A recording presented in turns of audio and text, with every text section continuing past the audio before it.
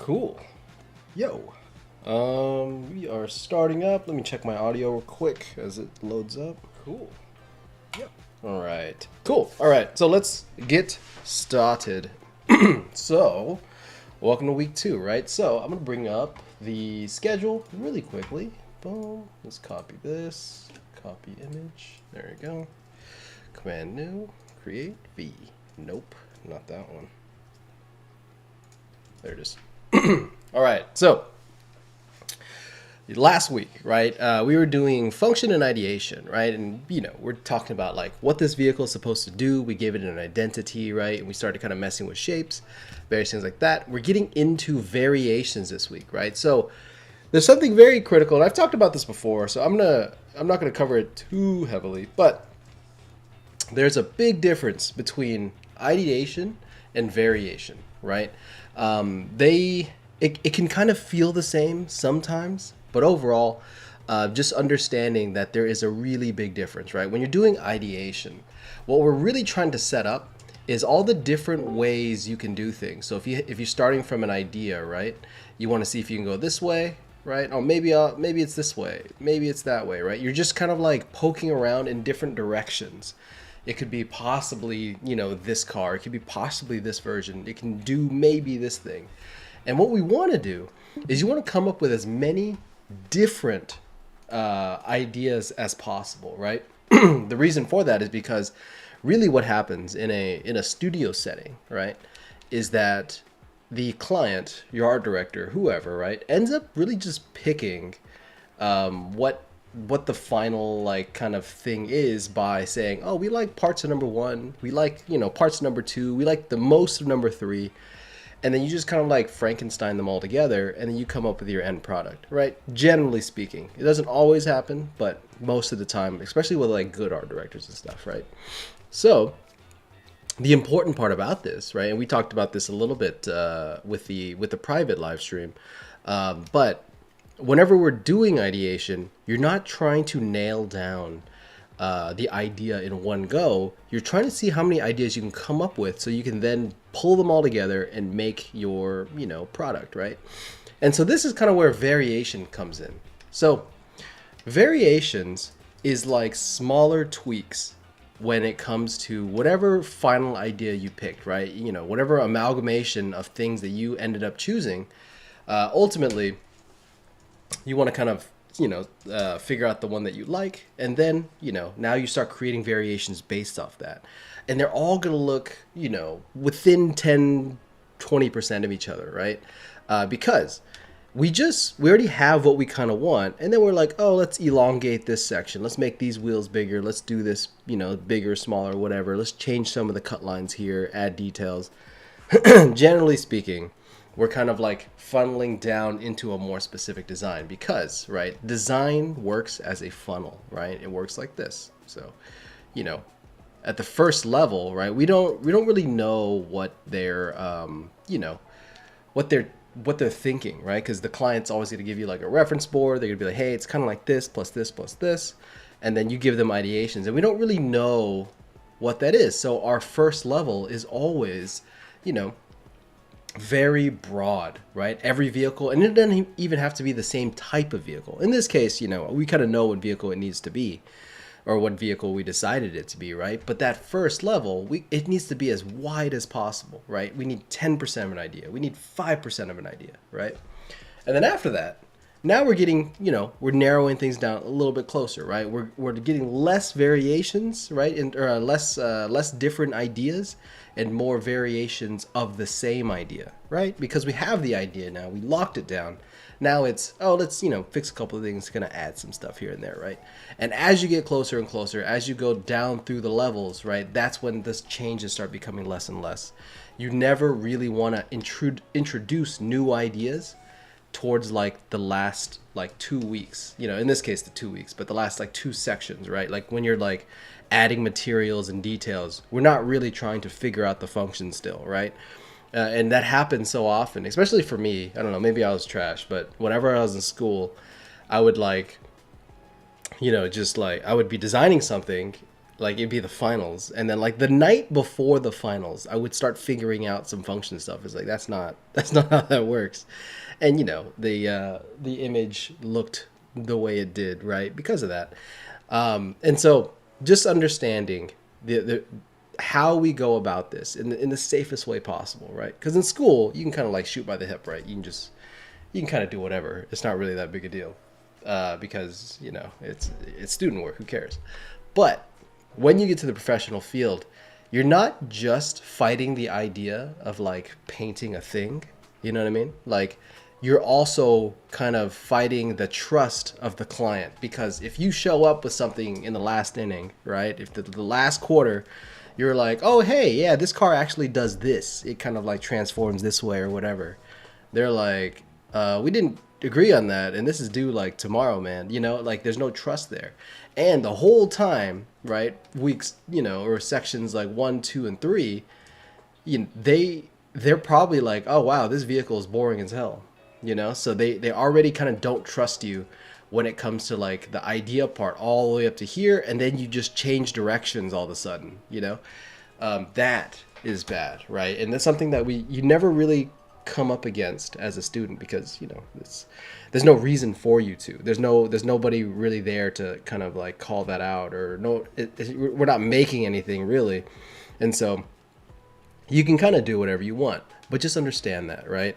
I think the biggest shock when a lot of people go from being like a student to a professional is those little things, right? That added, that introduction of like, oh, I'm working with a client. Oh, I need to have transparency, and I need to check in every 2 days, or at least. If you don't know, you should be checking in with your clients roughly every 2 days at the max, daily if possible, but every 2 days is the safer number, right? So, but yeah, anyway, so that's what we're gonna be doing today. We're doing some variations, right? I have my design. Let's close that.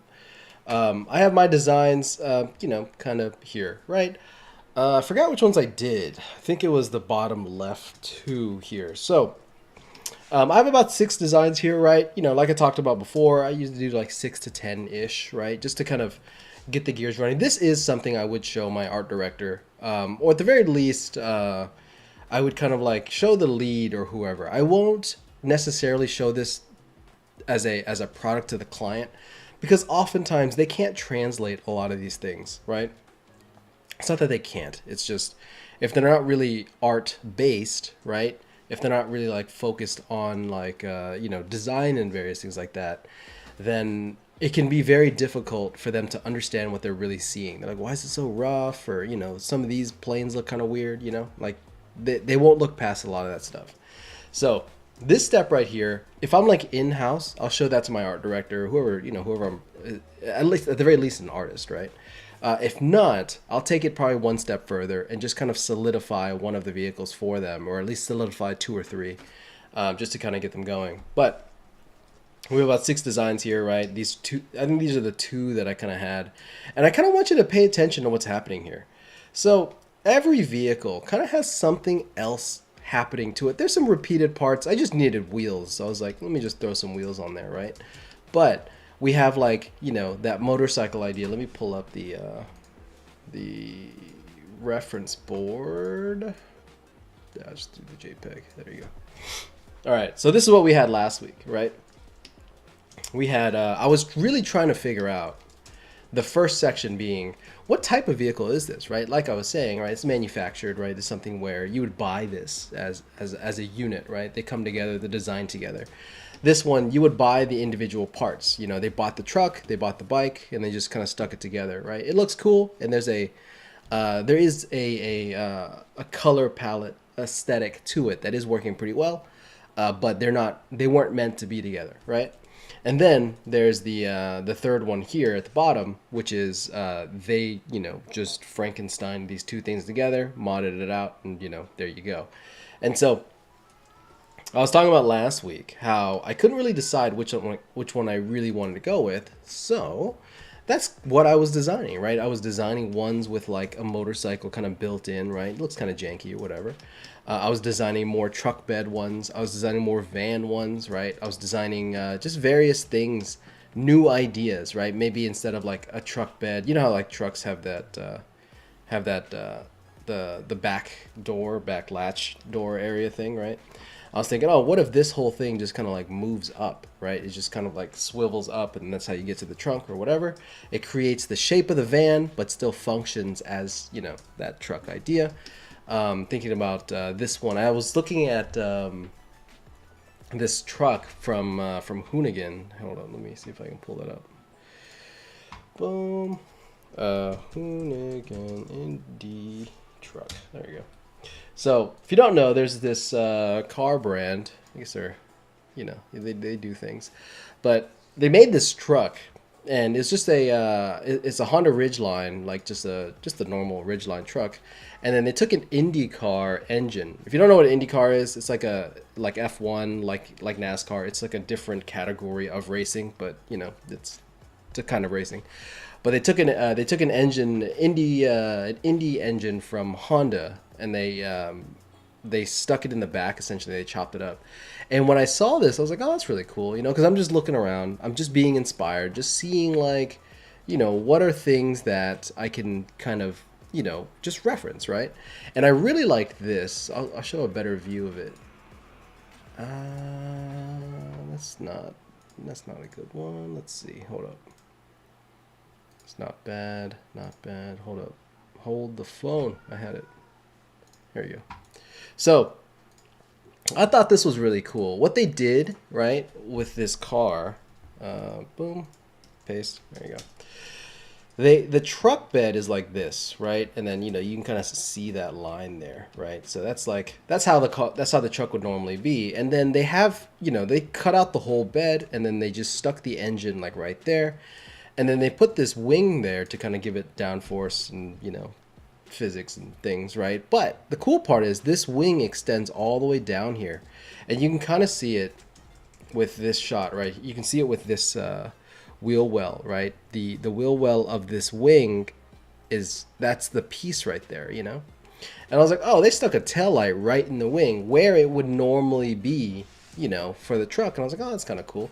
And so I was just kind of playing with that idea here, where I was like, oh, what if the sides were just separated out, and you can have like headlights or like tail lights and various things like that. And I was just kind of like playing with that. I think this was like one of the first ones I did. And then I started like moving into some of these other ones. And ultimately, you know, I think I haven't decided which one I wanted to do yet. Because to be honest, I could do all 6 of these. Probably all 4 of these. The latest 4 that I did is kind of where I started figuring things out. But I want you to understand, right?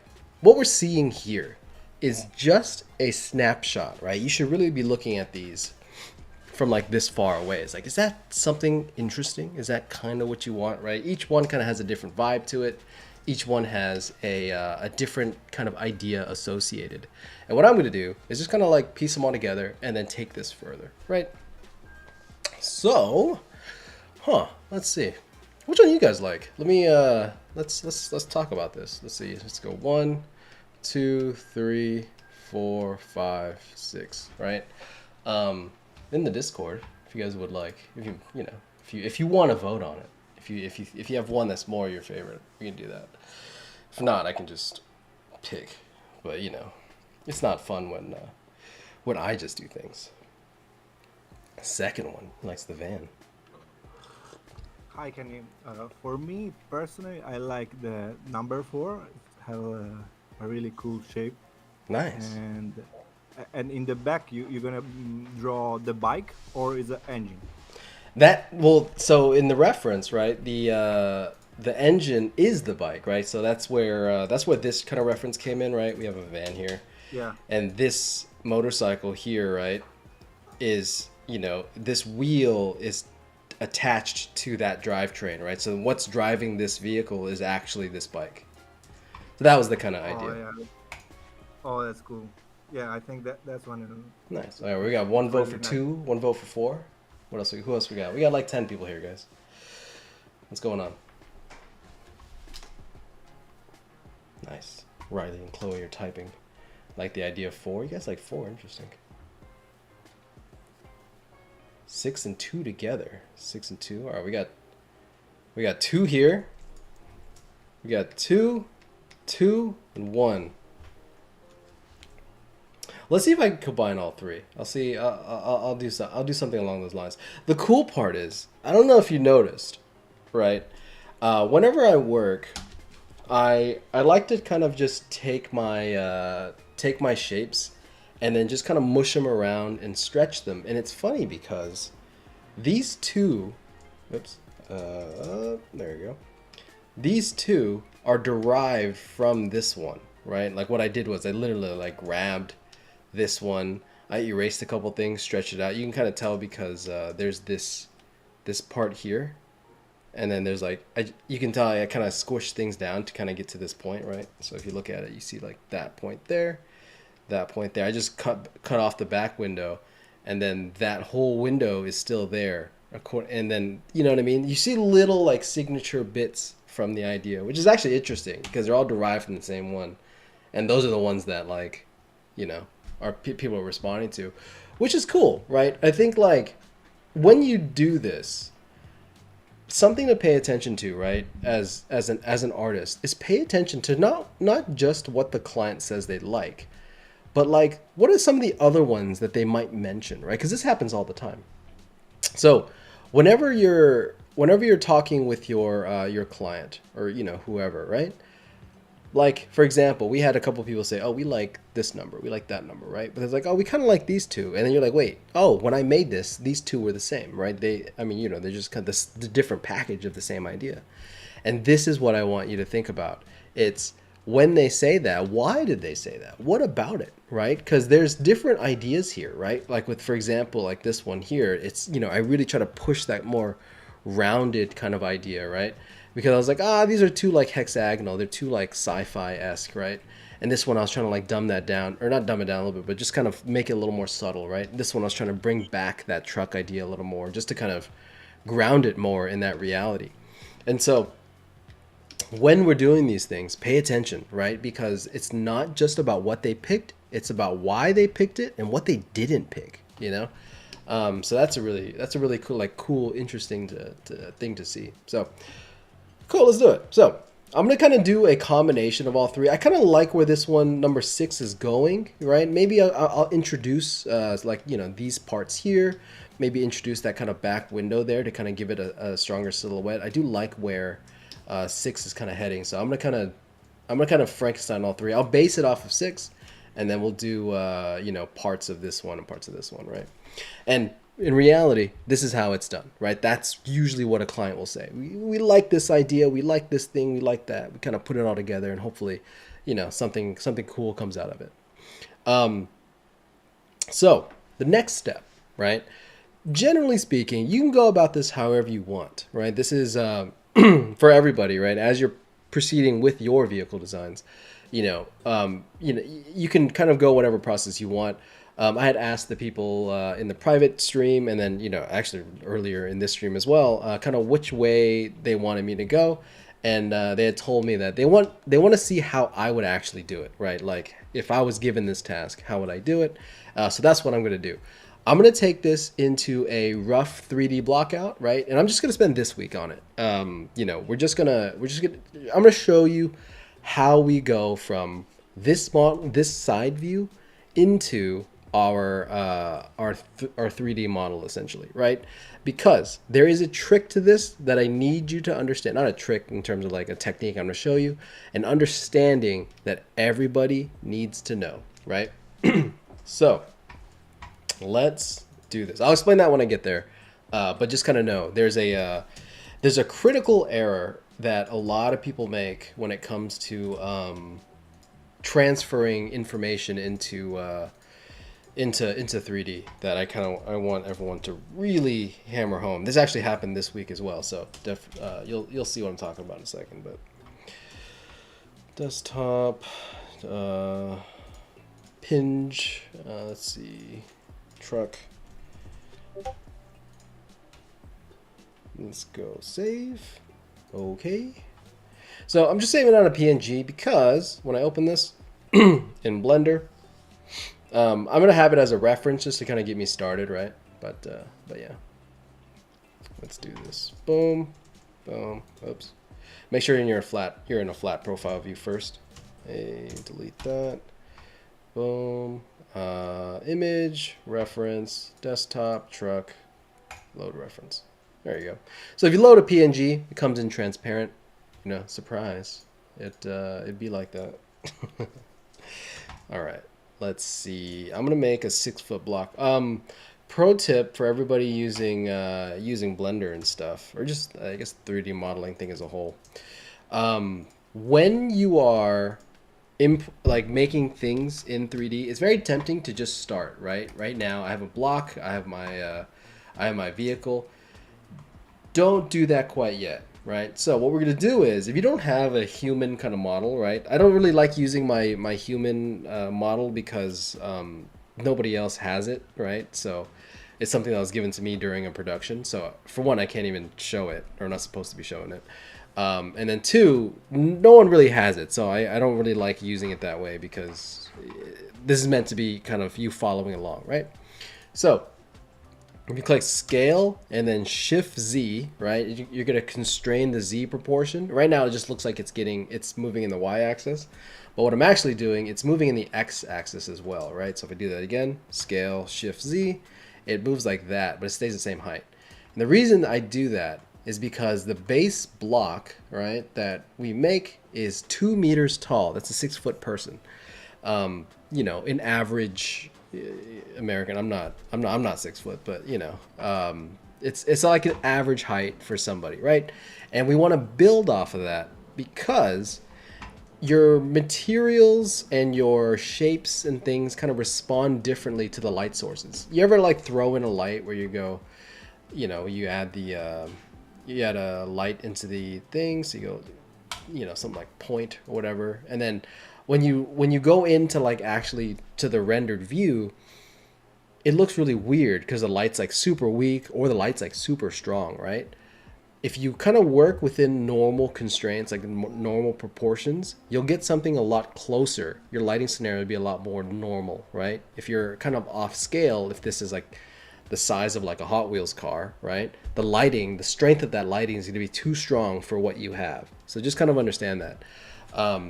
It takes a second to kind of get used to doing that because always my intention is just go in and start modeling, but you really want to not do that, right? So I'm gonna put this here, put this here, and you know, 6 foot, probably like a 6-foot person, you know, I don't know, maybe it's like that. Truck height's not that high because we're gonna sit down.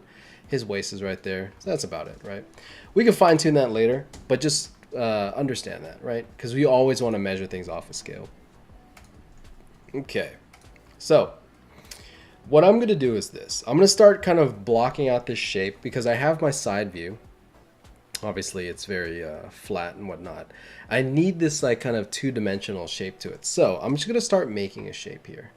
And I'm going to do it in a way where I'm going to kind of show you where a lot of people mess up. So I'm going to take this plane here. I'm just going to move it this way. Boom. Okay. So this is what happens. This is what a lot of people do that I don't want you to do. You can kind of start blocking things out like this, and it's super simple, right? You're like, okay, cool. I have my thing, and then, you know, I'm going to make another cube. Oops. Shift A, mesh, cube. Boom. Tab, tab. Nope. I'm going to grab this corner here, drag that out, right? And so something I want you to be aware of. This is technically the way most people would go about things, right? And it's not wrong. The mentality behind it is wrong. So I have my my shape here, right? My 2D kind of like vehicle shape. And I'm kind of getting as close as I can. And, you know, obviously I'll start like, you know, taking some of these shapes and start like, you know, transforming it, adding cut lines, moving it around and doing the thing, right? So the issue with that, and something you really need to be aware of, is that when you have a 2D flat plane like this and you start blocking your shape out in 3D, the tendency is to just extrude everything, right? Basically, you're trying to take this shape, this this vehicle shape that we made here, right? And you're trying to basically just extrude out what that shape is in 3D. And I will tell you that is a critical mistake, because what happens is you look at it like this, where, you know, let's just like transform this perspective really quickly. Boom. Boom. All right, I'm gonna do this. I'm gonna kind of like warp that in perspective, especially people, those of you that are staying in 2D, right? You might do this as well, right? You'll take it, you'll kind of put it into like a side plane like that, and then you'll kind of like block it out like this, right? You kind of go, oh, let me just take these lines right here, you know, and you'll kind of like sketch it out, and you'll be like, cool, that's looking spiffy. I just kind of follow that along, right? The critical mistake here is that this silhouette plane right here, or this silhouette plane on the sides here, is not adding any variations to your design, right? It's just gonna look like, you know, the 20th Century Fox logo. You know what I'm talking about? 20th Century Fox logo. It's gonna look like that, right? Where it's just an extruded mass, where it's like the 20 and it's just like dragged all the way back, right?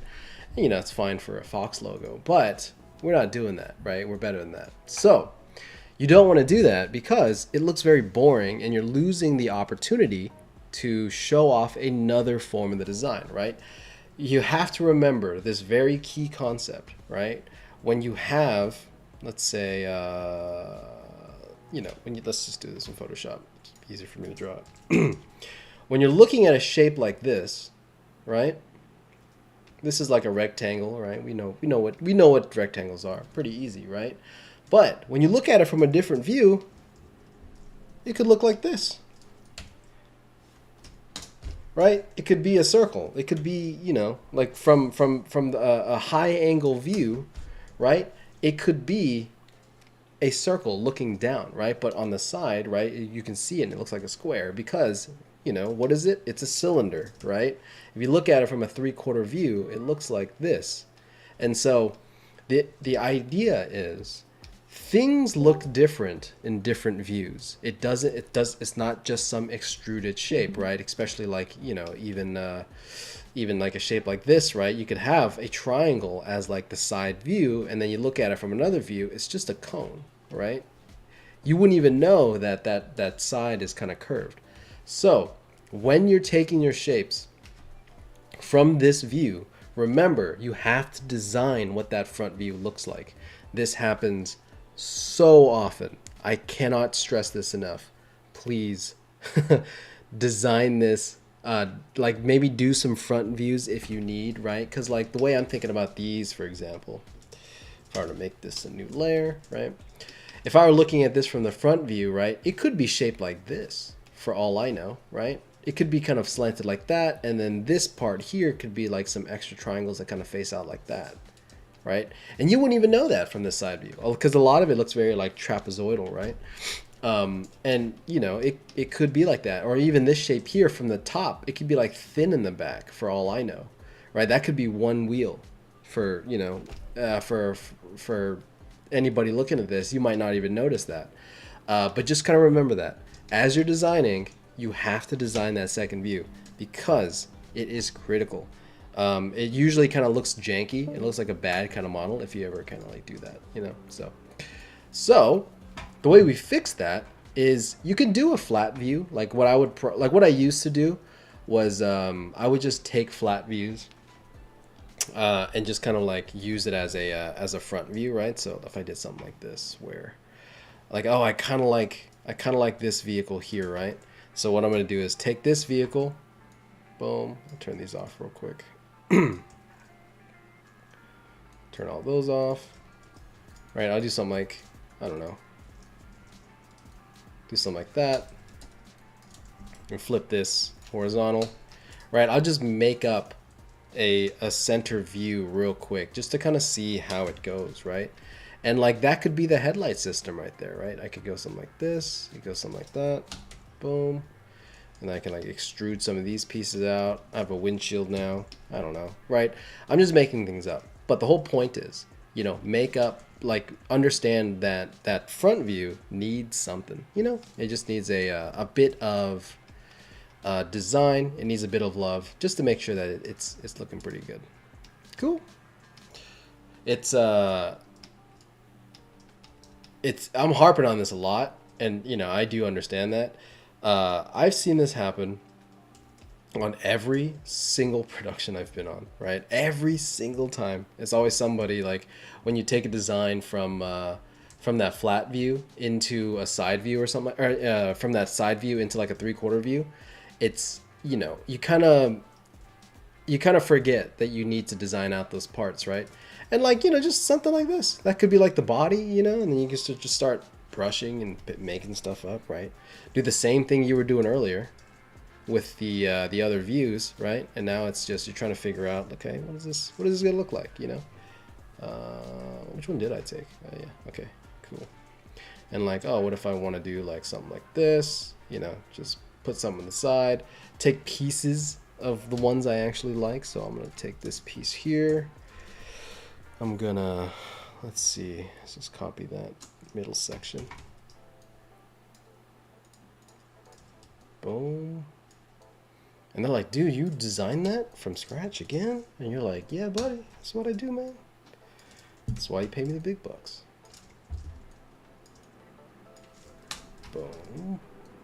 So, just make up a view. I don't really know. This looks dumb right now, but, as you're going through this, if you need the help to do it, just make it happen. I'm going to kind of do that in 2D, right? Or in 3D. I'm just going to kind of start designing from here, but just understand you need that front view, right?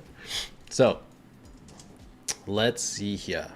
What I'm going to do first is we kind of have that side profile view okay, right? I mean, it's just proportionally okay there, right? I want to start actually making this thing work now, so let's see how that goes. Boom. Let's bring that bottom up to here. Oh, at this point, we're kind of just talking now, so I'll sprinkle in information as we kind of keep rolling here. But if there's any questions, I would love to hear from you. I have a couple of topics I wanna bring up as well, but for now, right? I'd love to see what you guys want to talk about. Scale X, something like that. Hi, Kenny. I have some question about this process. Yeah, hook it up, dude. What's up? If the client asks you 3 variation, of the car, Mm-hmm. do you think it's faster to do that in 2D than 3D? Three variations of the car. Yeah, because going on maybe they have like strange shapes, like maybe there are some like robot or something like that. Uh, Hmm. I know you can be faster in 3D, but you can be fast in 2D too to show the main shapes. And what do you think? What's the best approach to use always 3D, or maybe for something it's better to do that in 3D? Yeah, it's a good question. So, first and foremost, it's up to you, right? It's whatever you're comfortable with, right? If it just depends on, like, what you need and what you're kind of looking for. Because for me, for example, I'd be able to pump out three variations of a design, like 3/4 or not, faster than, I mean, most people would be able to make a 3D model, right? It could be pretty quick, but you don't have the flexibility of what a model offers. So it's like there's pros and cons, because whenever I get those questions, it really comes down to, like, well, what are you trying to do here? Like, if the client's asking you, like, hey, can we just see some quick ideas of, like, what those three kind of choices we made, like, put together look like, right? If they're asking for that, I'll just show them the side view really quickly, just to kind of get me going. And I'll send that to them by the end of day, right? Because you can do that in a day. But if they're like, cool, we like that, and just kind of move on, I'll usually just move into model, because depending on who the client is, having a more fleshed out idea tends to be a little bit better. You know what I'm saying? Like, it's it's really about just understanding what the client needs are. Sometimes they need, something a little more rendered, right? Because maybe for them they're a little bit less on the artistic side, right? They're not.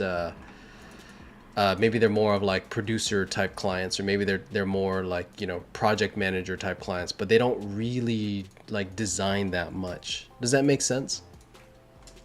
Yes, yes. So just And go ahead. Go ahead.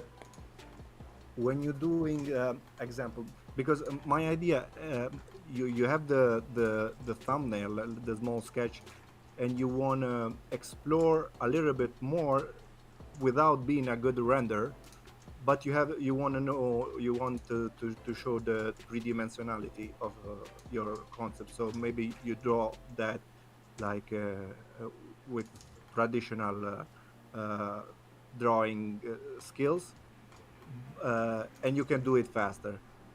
But for the final render, yes, I see it's a good thing to have like a base in 3D, because you can show around. But for sketches like this, do you design the back The or back not? view. You the back view of the vehicle, Yeah, or you you, have to. because you don't see it. No, I mean, vehicles are generally speaking a prop that you would need like all views for. So it's very situational. For game, like let's talk about games specifically, right?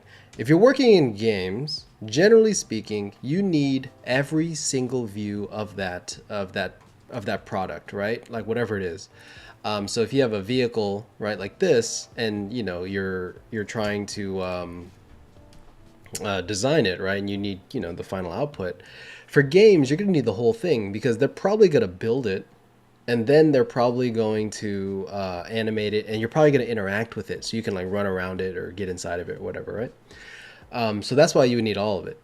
In movies and animation, there's a tendency to not do the views that we never see it in. So if it's like a background vehicle that you'll never see, you might not need to design that back view, right? Because you'll never see it that way. But that almost, I don't want to say never happens. The main reason being because a vehicle is already pretty small as it is. Generally speaking, like if you're designing a vehicle, especially a 3D model, you're already gonna have the 3D model, so you might as well just make that the back view real quick. You know what I'm saying? It might not be the view that we focus on, and that's fine. But you still, I mean, you already have it. Like we're already designing the backside just by having the model alone. Does that make sense?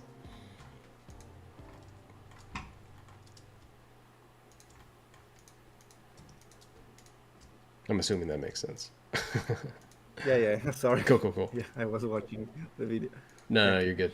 But yeah, it depends on the needs, right? For everybody, right? As you're designing, yes, always include that back view because when you get to like your client or whoever, right? Like whenever you're doing like portfolio stuff, they're gonna want to see the back. There is never a time where they won't want to see that, right? So just make it happen, you know.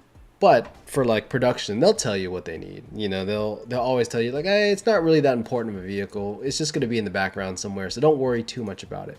And that's kind of your green light to say, okay, cool. I'm just gonna keep it pretty chill. But you have to. They'll tell you. It's not something that you'll make the call on. Generally speaking, you're always going to design that all views because why wouldn't you? You know, you already have the model and you might as well. You know. Cool. Thanks, man. Yeah, thanks for the questions. Yeah, those are good. Scale X. I'm just making shapes right now. You know, we're just trying to see what happens here. Really, like, if you look at it from this view, it's still pretty blocky, like the way it was. But then you look at it from this view, I'm trying to get these bevels. I'm trying to get these like various shapes. I'm gonna start getting these kind of like fender shapes in here. They're gonna be detachable or at least separate in some sort of way. So I'm trying to like figure that out first before we get into some of the more other things. You know. Boom. Let's say 90. Pow. Let's get rid of that. Actually.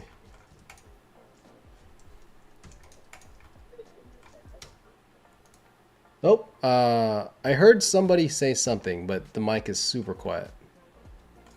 I have a question. Yeah, yeah, yeah. You might be using a different mic. It sounds super far away.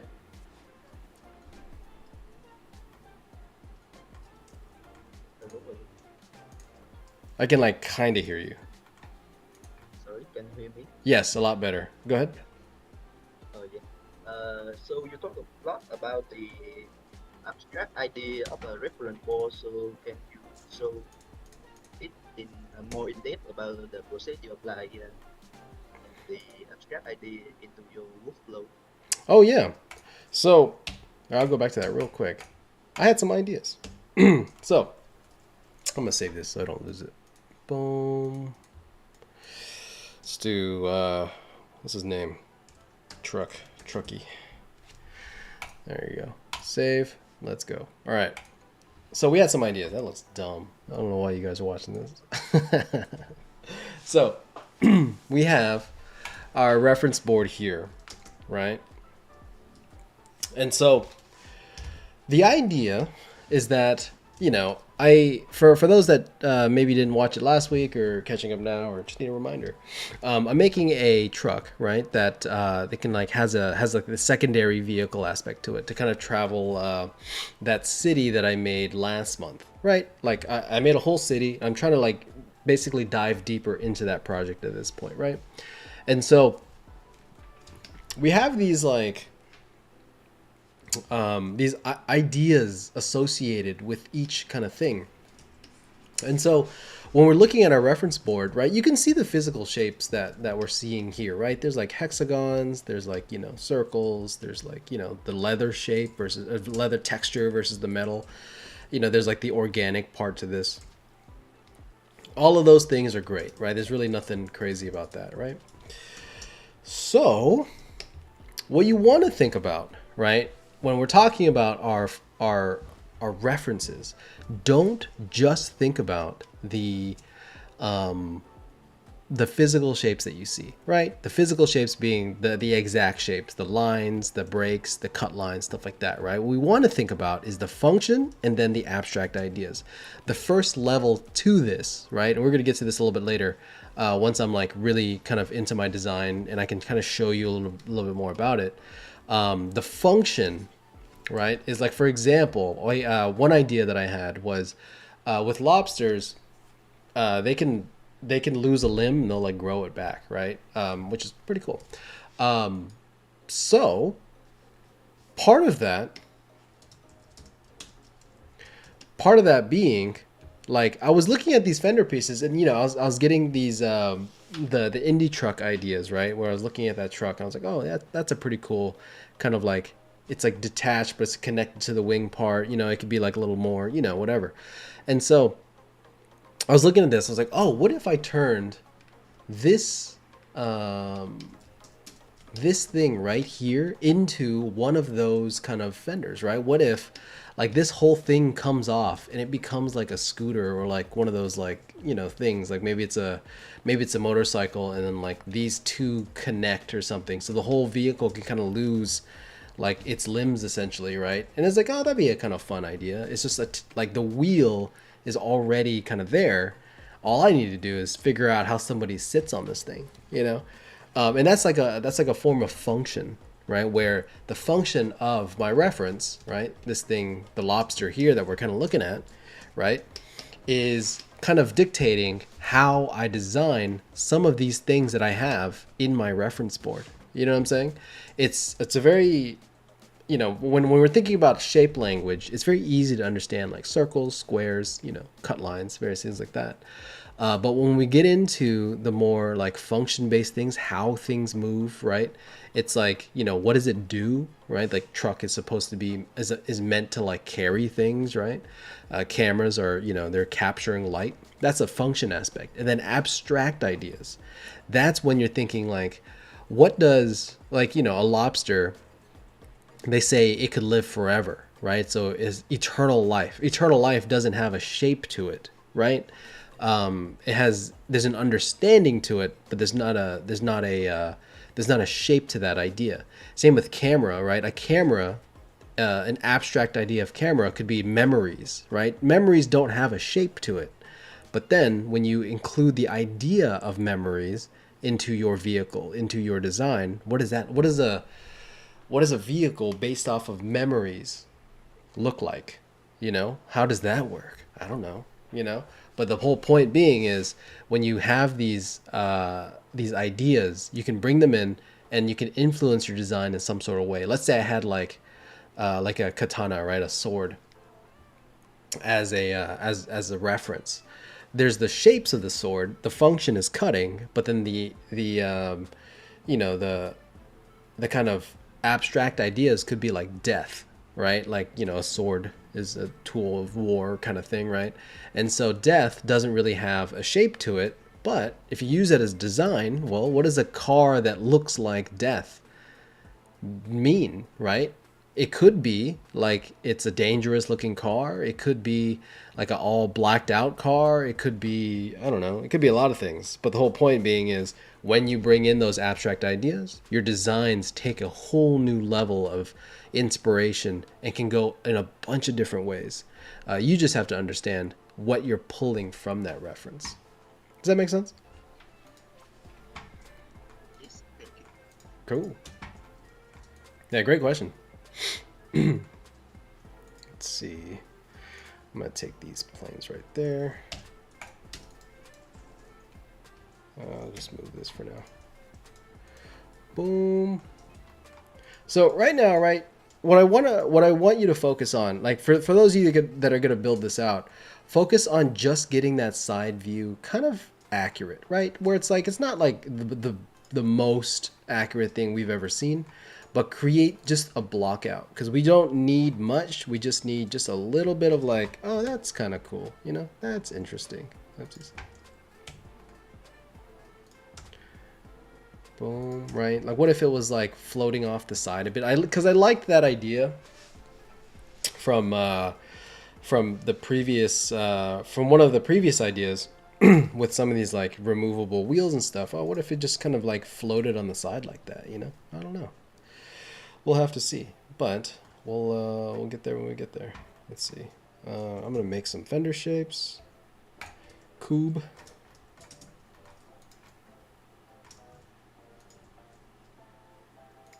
One question I wanted to talk about. We're kind of like getting into like deeper topics now. If there's anything else you guys want to talk about, let me know. But I do. I had some things. I had some ideas. So I've had a couple, and I think I've said this a couple times already. So I'm, you know, I won't spend too much time on it. But as we're getting into the end of the year, right, I do want to remind everybody, right, that when you're trying to kind of work in our industry, in the entertainment industry, right, what I want you to think about is, you know, like what, like the question usually ends up being like, you know, what things do I need to show in my portfolio, right? Because that's one of the biggest questions like any student ever has. It's like, what do I show, right? What do I need? And it's funny because it's such a broad topic, right? There's so many varying answers, and you can get some very biased answers because like, oh, this is what I did, you know. And yeah, I mean, there's a bit of that, but there are some very critical things that I want everybody to understand, because this question actually came up like 4 times this past week, just through like just random interactions I have with students and, you know, various things like that. It kind of reminds me that, you know, it can be such a mystery sometimes as to like what we actually do as entertainment designers, right? So the question was, what should I include in my portfolio? What projects should I be working on, right? Especially for those of you that are working on your portfolio pieces and various things like that. It's like, you know, it can be very hard to be like, well, I need to work on this thing. I need to work on that thing, right? Because there's a million things that you kind of want to do, and there's a million things that you think you need to do, right? So what I want to explain to everybody here is that the industry, the entertainment industry, Animation, film, games, doesn't matter. It's all the same, right? They are trying to make money, right? This is being real here, right? Like their goal is to make cash, right? So when they see a game that came out or a movie that comes out, sorry, let me mute that.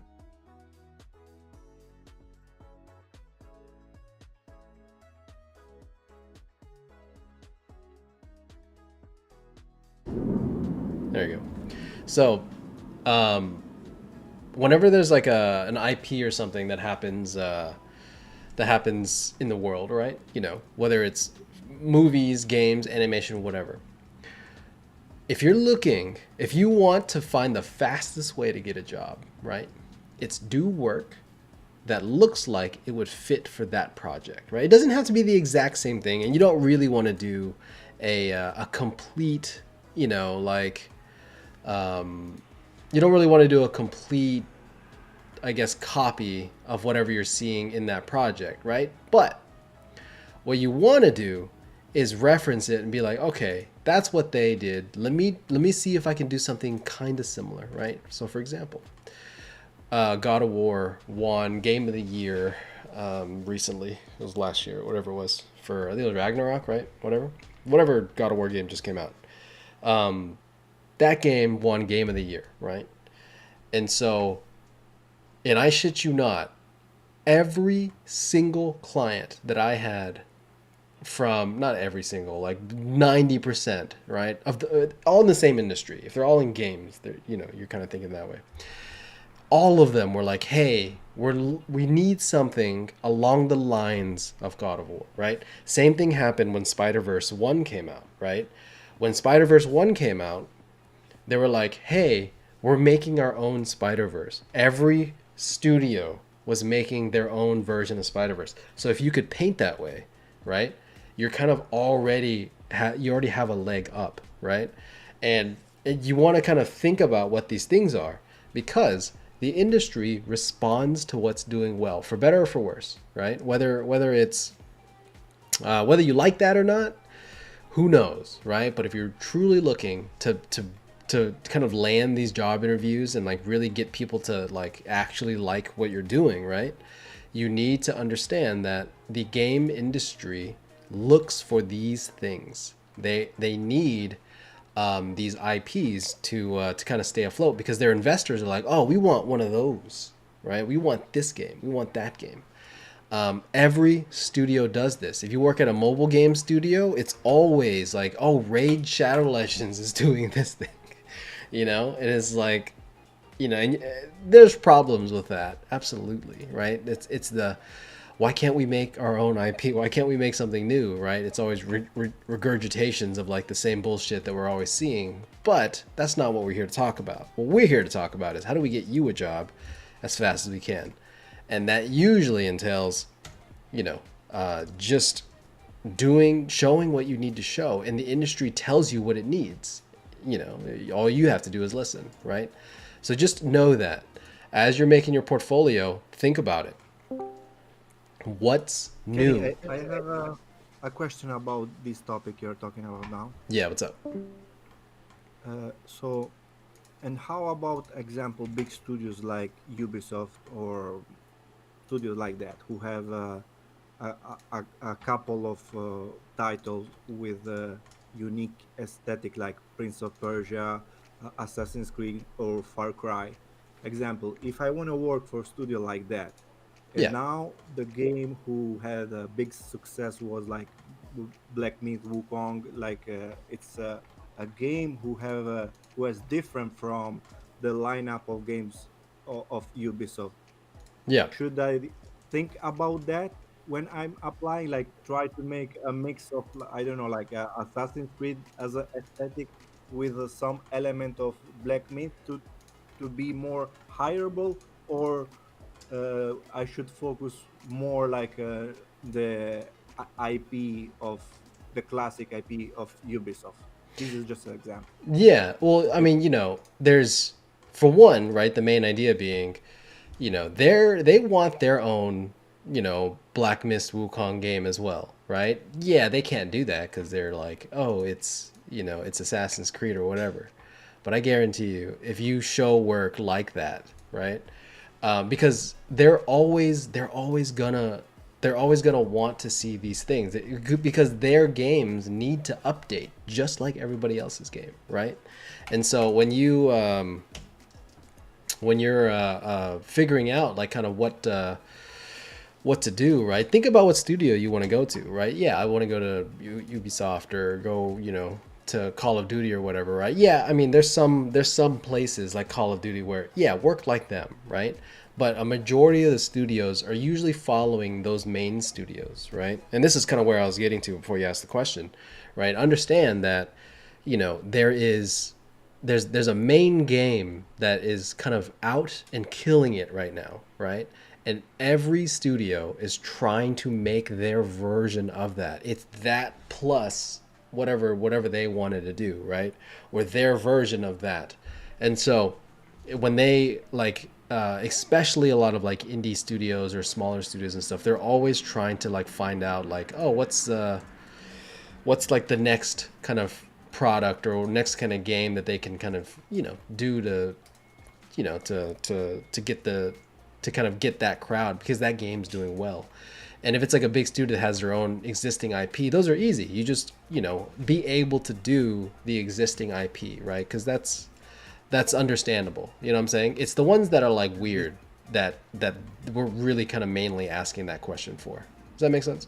This make perfectly sense because if we think about just Ubisoft, they did like a copy of Legend of Zelda, uh, a Ubisoft game, like I don't remember, like it's something with Phoenix in the name, but it's basically a copy of Legend of Zelda, and they try to make a cartoonish style. Like it's not like the typical Ubisoft game. So the things you are saying now, they make a lot of sense.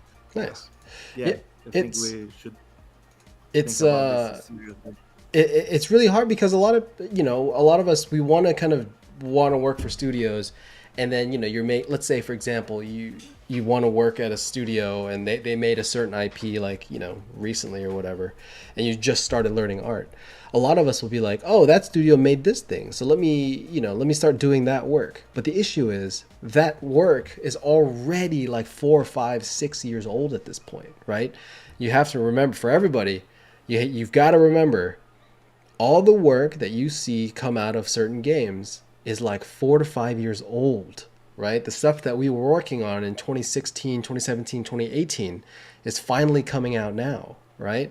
It's a long ass time before a game actually, especially games, animation is a little bit shorter, movies a little bit shorter, but especially games, they take forever, and you just got to know that. So, when you're trying to figure out like, oh, I need something that is maybe kind of fits in the style of this thing or that thing or whatever a little bit more, right? Just remember, you've just you can't. It's not that you can't. It's just that you want to be careful about matching what they used to do, because sometimes they'll shift gears and they'll kind of start doing something else. And it's not that they won't. It's not that they won't kind of reference that project anymore, right? It's still their IP, but they won't always kind of stay doing that because they're trying to find out what the new thing is as well, and it's just things to kind of keep in mind. So Yeah, this is awesome to know. Thank you. for sure. Yeah, because we get this question a lot, right? For everybody, it's like, oh, I'm trying to make a portfolio, and all my stuff kind of seems out of date, or they've already moved on to a new project. So we're always like chasing the tail, But to kind of get ahead of that, like just make and don't do fan art, right? Don't just be like, oh, this, like Wukong just came out. Let me do some Monkey King fan art. Don't do that. That's lame. Like that's too.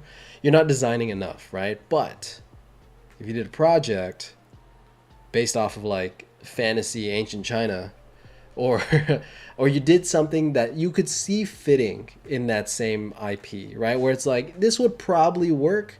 It's not the same theme, but it's like a Mayan version or it's like an Egyptian version or whatever, right? because that's what every other game studio is doing. Every other game studio is like, okay, we want to make a Monkey King, but we can't do Monkey King because they already did it, and then we can't do Ancient China because they already did it, but we need something just like this, right? And think about that game. Like, what kind of game is it? Is it a third person, hack and slash type of game? Is it an MMO? Is it a first person shooter? Is it a hero shooter? Whatever it is, like, look at these and ask yourself, like, okay, well, where do I think these companies are going to move, right? And look around, look at what studio hasn't made a game in a while, right? Look at studios that have made games recently, because they're at different points in their kind of production pipeline. So things like that, it goes a long way. It takes a bit of like understanding, but that's part of the research phase, not just understanding what studios are around, but how to actually make work that studios actually want, Sorry, that was a mouthful. Oops. So I'm just making shapes, guys. We're just making stuff up. And like something I want to like really show everybody here. This looks ugly, dude. Like it just doesn't look good. It's just so like whatever right now, Just make the basic shapes. Right, we have an hour left, right? So it's going to be a lot of this for a second, because right now what we're really doing here is just figuring out our kind of legs, right? Just being like, this kind of works, this kind of doesn't, and I just need placeholders. I'll fix everything later. I'll make everything look good, and do the usual, right? But for now, all I need to show is that I have something that's like kind of working. You know what I'm saying? So let's do something like that. Fix that later. And this, I'm talking about games, but, a lot of animations the exact same way, right? What shows are doing really well right now? Like, Arcane came out, the Spider-Verse 1 and 2 came out, Turtles came out. And, like, when you see that, and you see that shift, that, like, literally everybody's doing a more painterly, more stylized approach, right? They're looking for 2D painters. They're looking for people that know how to illustrate, because that's where those are the projects that are doing really well, right? Every project that I've been on has been referencing those projects, right? Because those are the ones that are doing well, It's always like that. Well, let me get my music. What's going on here? Repeat. There you go. So hopefully that makes sense. I think like it can feel very like daunting sometimes, where it's like I don't know what I need to be designing. I don't know what projects I need to do. I know I want to work at this studio, right? But I don't know what things I need to like include in that. So it takes a bit of like just slowing down and just reading the room and seeing like what's around, what's happening, and that's why I've said before. Be part of the industry, right? And not part of the industry in the sense that like you're like working for it, right? Because you're looking for jobs. That's not exactly possible, but understand that you can play games. You can watch movies, because when you play a game, right, what you're doing is you're getting a snapshot into what people are actually doing at studios. You're what they're actually doing in a production, and that's so valuable. And even like good, like for movies and animation too, watching and playing the good and the bad stuff. Like there's that one project that just tanked recently, the shooter game, and it's like, ask yourself, why did that go bad? And it's usually not what the public is saying. I mean, there's part of that, right, where it's like, the characters look bad or whatever. Who cares? There's a lot of other components to it, and you want to really analyze that as an artist, because when you're designing, you're gonna have to be designing things just like that. You're gonna be told to do things, design things and stuff like that, and you have to ask yourself like, hey, what did they do, and how can I make that better, right? I've said this before, but I have this challenge where I try to watch 100 movies a year, right? Because I work in the entertainment industry, or at the very least animation and games, right? Or mostly animation and games. But I have to know what a good movie is and what a bad movie is, right? Because when they ask me for like ideas and they ask me to do things, I can actually reference things. I can know what people are talking about. Because if you're like, yeah, I have this really cool idea, right? This really cool game idea where there's like 5 people per side and they're fighting on this arena and there's like 3 pathways. Like, dude, League of Legends did that. It's like, oh, I don't know what League is. Some stupid thing like that. That's where you kind of like you run into problems. It's like it's such a because that's whether you like the game or not, it is such a pivotal moment in the history of our entertainment industry, right? Whether you like it or not, they're kind of helping decide what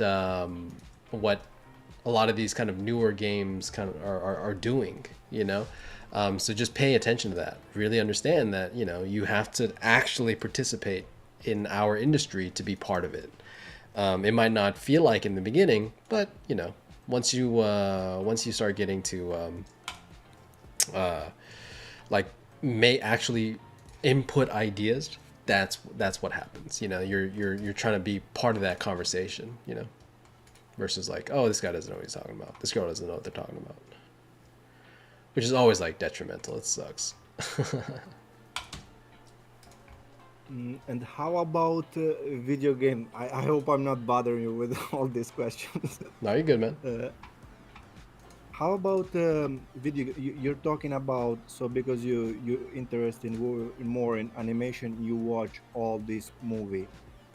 It's important for us to do the same for video games, to play games and to try to analyze, to understand what make that game unique, or just to play games to so we can have be more useful in the future for the studio to give more idea about the gameplay. Or I don't know, or maybe this is a thing we don't need to, to to talk about because we are just artists and it's not part of our job No, for gaming. I'm talking. it's all of it, man. It's like I was saying, you have to play the latest games, you have to watch the latest movies because, I mean, I'm talking about animation, right? I'm talking about certain things, but this applies to every industry. Like I was saying, it's what we do, right? As entertainment designers, right? We have to give or help out with the with ideas and stuff. You have to do things that contribute to that project. So, how are you contributing to that project if you don't know what the latest games are? If you don't even know what the past games are, right? I think this happens a lot in animation, specifically animation in movies, but they reference old movies, right? They talk about the way like things were shot. These action sequences where it's like, oh yeah, it was kind of like this scene, kind of like that scene. And you have to watch and play these things, right? Watching movies, playing games, whatever it is, every industry that we go into, right? They are always referencing what came before them because, that's what we do, right? That's the whole, we play games. We got into games, or we got into movies because of, whatever IP, whatever thing came before us. So when you're working in studios, the same people that I guess are in charge are always like, oh yeah, like that scene from Tomb Raider, or like that scene from Indiana Jones, or like this scene from Star Wars, right? And you're like, I don't really watch Star Wars. And you're like, why are you working here? You know what I mean? Like they're really gonna they're gonna I'm gonna say they're lash out on you, but it's just like, what are you doing here? Like, why do you like this? You know what I'm saying? Like, especially if you're at somewhere like Lucasfilm. Not that you're gonna get hired at Lucasfilm or anything, or like Skydance or Skywalker Ranch or anything. You know what I mean? Not that you will get hired at these places if you haven't seen Star Wars or anything. But there's things like that where it's like, why are you here if you don't play or watch some of the most influential IPs that's ever existed in the world? You know what I mean? It's like, why do you even like this? You know what I'm saying? So it's a lot of that, and you have to really figure out what those kind of things are. So whatever industry you're in, be part of it, right? If you like theme park, go to theme parks, right? It's crazy. It sounds nuts. It sounds like, what are you talking about? This guy's high. No, just like the things that you're supposed to like. And you can have opinions on it, right? I have opinions on animation all the time, but you have to at least watch it. You can't just be like, oh, I didn't feel like watching it. It's like, well, didn't feel like hiring you, It sounds funny, but I mean it's not far off. It's not as far off and make believe as you might think. Yeah, that makes sense. It just maybe like from outside you can think is not part of your job, like to tell to a designer or do this. Maybe can be offensive for another person. Just like to have a clear idea. Yeah. Like, yeah, that's good to know.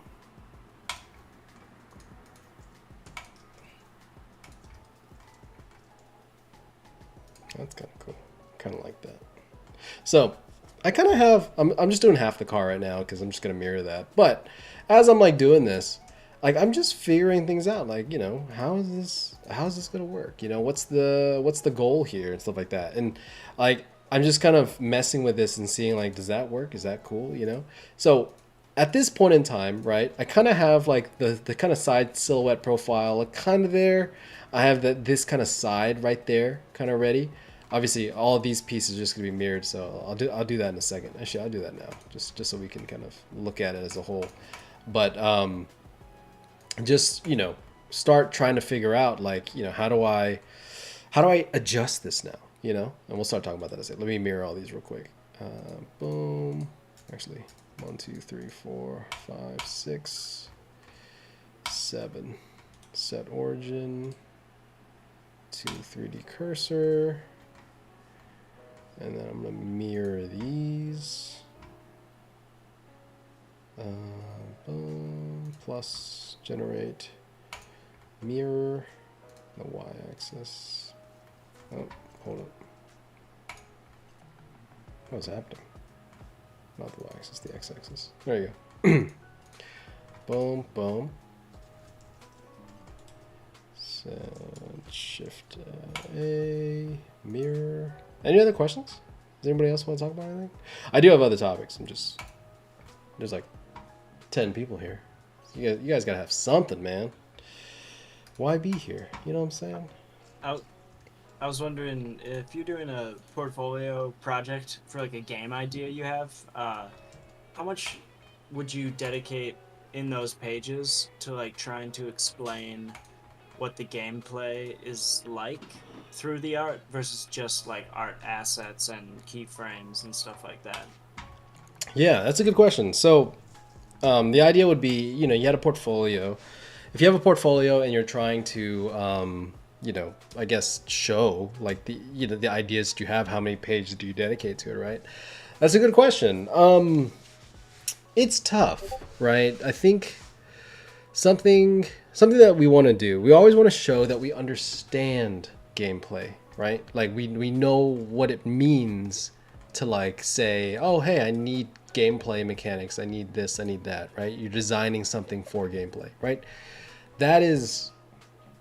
We need them to understand that, but we don't actually do it when we work in studio. We just recognize it, right? Like, you remember I don't know if you're, I think you were watching, I think you were participating, the level design month that we had in like March or whatever it was, right? So when we're doing level design, like I was saying, we don't actually make those level design choices, right? We're not designing how far somebody runs or, we're not designing all those things. We're just recognizing it when we see it, right? And so for me, whenever I design a portfolio, right, or look at portfolios or, whatever, I'll look at the work. I'm looking for a couple different things, right? At least I need a show of quality, right? A show of like, this is how good this person actually paints.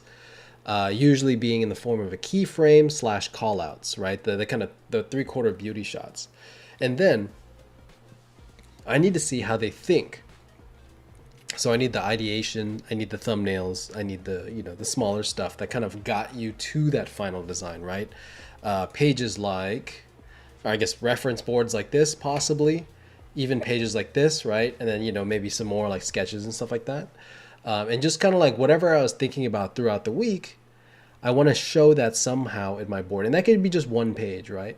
But then when I have like a level, like an environment, right? I want to show like the path that people run, maybe set up like spaces where people will kind of shoot at you or whatever game it is, right? You know, interaction points and things like that. Just kind of mark them on the page. You need at least one page. I probably wouldn't do much more than that. The main reason being because you're not actually a level designer, you're never actually going to do it. And so you don't want to spend like a ridiculous amount of time on it. Because once they see it once, they're like, okay, he knows what he's talking about. He knows what he's doing. So let's kind of move on from there. You know what I'm saying? Yeah, that makes sense. Yeah, I guess it's kind of difficult to, because I feel like describing gameplay is probably best done in like a keyframe that simulates what it might look like in the game, but then at the same time you could use that keyframe to do like a more descriptive shot of the area, which might show like more design. So it's kind of hard to decide where to prioritize or just do both or whatever. Yeah, it's like it's weird because you know you want to show them because they want to know that you can do it. But after that, it's like they're like cool because they don't even do it. You know, like oftentimes they don't, and it's so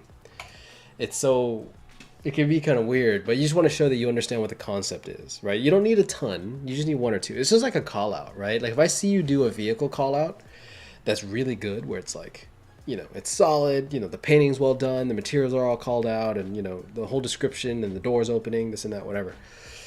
When you do that, I look at the portfolio. I'm like, oh, okay, cool. He has the skill to do it. I don't need to see it again, right? So, I mean, you know, some things you want to show multiples of, but I can probably assume that you're going to do the same thing for like a prop, right? We're like, oh, there's a gun in this project, and you didn't do a call out of that. I bet he can't do it. He's like, no, that's not really, you know, that's not really the case. They're gonna assume that you can just transfer the skill, right? And I think it's the same thing for me when I show level design things, they'll be like, oh, you know, have you ever like done any level design stuff? I'm like, yeah, sure, here, you know, this is kind of what I did this, you know, for this project or whatever. And like, okay, he gets it, because really they just want to make sure that anything they hand to you, like when it's time to like actually do something, that you're not gonna look at it and be like, I don't know what this is. You know, like I don't when you get like blockouts for like animation movement and things like that, like, oh, you can't block these things or you can't have something here because that's where the character is going to stand. You know, they're going to trust that you're like, oh, okay, you know, we know what you're looking at essentially, you know. Yeah, it makes sense. Thanks. Yeah, great question. Type Proton says, how long do you normally take for a vehicle like this from scratch to handing off? Handing off meaning like pushing into like giving it to as a finished client work, correct? I'm assuming send to production. Yeah. So I mean, me personally, for me to be like done, right? Where like there's really nothing left for me to do. It'd probably take me like 2 days, right? You know, from the thumbnail phase to like, and they approved it and then finished painting, probably like 2 days. Vehicles don't really take me too long. But with that being said, right, I don't really do vehicles in production. In production, it'll take a little bit longer sometimes just because they're wanting like different variations. They're wanting like a bunch of different ideas, stuff like that. But if you just want like an illustration of a vehicle from me, that's usually enough. You know, like 2 days, 3 days with feedback is generally speaking kind of it. But most things that we'll kind of work on in like a production setting for me is, I usually have like a 3-day turnaround, right? That's kind of what I'm expecting, or I'll kind of set up the expectation to kind of give people. So if I'm ever like working on a project or whatever, I'm kind of like expecting to give them, you know, roughly 2 to 3 days, right? 2 day check-in, third day revise whatever notes they give me. You know, that's generally speaking kind of what I aim for. So sometimes it takes longer. Sometimes they're like, oh yeah, we just want a couple extra things or whatever. You know.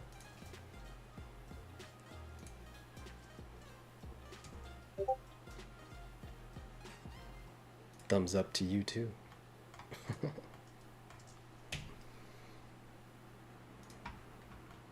For show. Okay, so let's get this. So what I'm doing here, right? We're just like pushing further. We're just trying to get this to feel like it's an actual like thing, you know. This is where you can kind of go a couple different ways, right? I kind of have a block out of the thing. There's some changes that I'm making for sure, right? But overall, right, it's a lot of like me just messing around, seeing how I can get some things to kind of fit nicely, and how to get some of these kind of more complex angles to fit. And the cool part is, if you remember how you kind of did the initial design. So for example, when I was doing the side profile view, right, this piece right here is this piece right here, right? It's all the same, like 3-4 pieces, 1 2 3 4. And so when I made this, I did the same move 4 times, right? And so just kind of remember that, like if you designed it in 2D one way, don't try to rebuild everything again. Just get something that like kind of gets you there, right? Because now what I'm going to do from here is just like it's just kind of like remake what I did in 2D, and then just mess around, right? Just kind of get everything to a similar point to kind of what I had. You know what I'm saying? So just try and build it the same way if possible, because you're going to get a similar form language regardless, even if you're like kind of off. You know what I mean? It's not too big a deal. It's just you're just like getting back to that same point essentially, and then we'll add all the details we need, and do all the cool stuff, do the fancy bells and whistles and so on and so forth, right? Cool. Boom shaka. And like, depending on kind of who you are and how comfortable you are in 2D, this is where, like, me personally, I would probably like, if I wanted to kind of paint this in 2D more, I might even stop somewhere like here, I'm gonna keep going for the rest of this session, just so we can get a little bit more 3D involved. But I don't want to like model out the whole vehicle like I did for the Dune Buggy week, because it is gonna be a lot of painting, and I want to show you how we get from the flatter kind of 2D or 3D kind of block out into actually a sophisticated render, right? Because the process that we did is for a very specific reason, right? And I want everyone to understand this as we're going into this project. For those of you that are more advanced, right, do it however you want, right? And advanced meaning you're probably working, or you're close to working, or you're specialized in this thing, right? Because if you do vehicles, do it your way. I don't want to change it. I don't want to change it that much. For those of you that are more new, right? The more like, you're kind of doing things for the first time. You're really just trying to figure out what I even mean half the time, right? I would highly, highly recommend follow exactly what I'm doing, right? Go like do it in 3D as well. Like do the exact same process, because what's going to happen is you're going to eventually have to do this on your own, or like have to kind of like do this next step. And you're going to see how I move into each step, right? I don't like doing wasted movements. I don't like these things. There's a reason. Like there's a reason why we did the silhouettes like we did, right? I created these two down here. I chopped it up and I made other vehicles from it, right? And I kind of made my different ideas. Each one has a different kind of idea associated with it. There's some similar pieces, but the whole idea is generally speaking different on each one, right? And then we're going to use this to push us further in the next round, right? Not this round, but the next round. But you won't know that until you actually see it. So just trust me on this one. If you're following along, follow my process. Don't just kind of assume that you know where you're going and, you know, kind of go off the deep end there. This is very common for like a lot of my classes. For those that haven't taken a class from me, what I really recommend is if you're less advanced, just kind of trust that the process that we're doing will kind of lead you to a better result, right? I get a lot of like students where they kind of have an idea of like what they kind of need to do because they've seen some tutorials and stuff like that, and then they'll kind of like run off on their own, and then the step that I did will kind of like reveal itself in like the third or fourth week, and you won't have that because you didn't do it, you know. So that's something that you just want to be careful of. And this goes for everything, right? I'll say I think a big, I would say like learning opportunity that I've seen a lot of people kind of miss, right? It's interesting because like when I first started working and stuff, I'm gonna stagger this because staggered wheels look cool. Staggered will be the shit. Anyway, whenever I started working, there's always a group of us, right? Every group of individuals when you start, like when you kind of like you have a group of friends that are kind of all growing at the same speed, right? And as artists, there's egos associated with us, right? Like, you know, where there's always like, oh, you know, I took this class, you know, I did this thing, I know how to do this, you know, and so it happens a lot. You'd be surprised.